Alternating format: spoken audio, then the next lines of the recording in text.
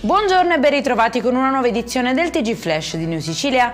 In apertura ai domiciliari due palermitani che avrebbero approfittato della condizione di fragilità di una giovane tunisina appena arrivata in Italia, offrendo ospitalità e lavoro in cambio di presunti abusi sessuali. Decisivi per l'inchiesta un video registrato dalla vittima, intercettazioni e ulteriori riscontri investigativi. Sequestro da 1,4 milioni di euro a un imprenditore catanese indagato per evasione fiscale e autoriciclaggio. Secondo l'accusa avrebbe trasferito sui propri conti somme della società per sottrarle al fisco, investendone parte in polizze e strumenti finanziari per ostacolarne la tracciabilità.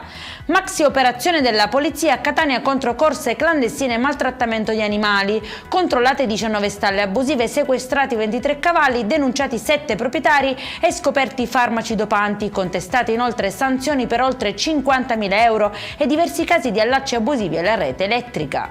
Scoperto un laboratorio abusivo per la preparazione della stigghiola a Palermo e sequestrati 160 kg di interiora prive di tracciabilità. Sospese 2 attività e contestate sanzioni per oltre 18.000 euro. Accertate irregolarità anche in un allevamento di ovini e caprini e in una struttura con decine di cani.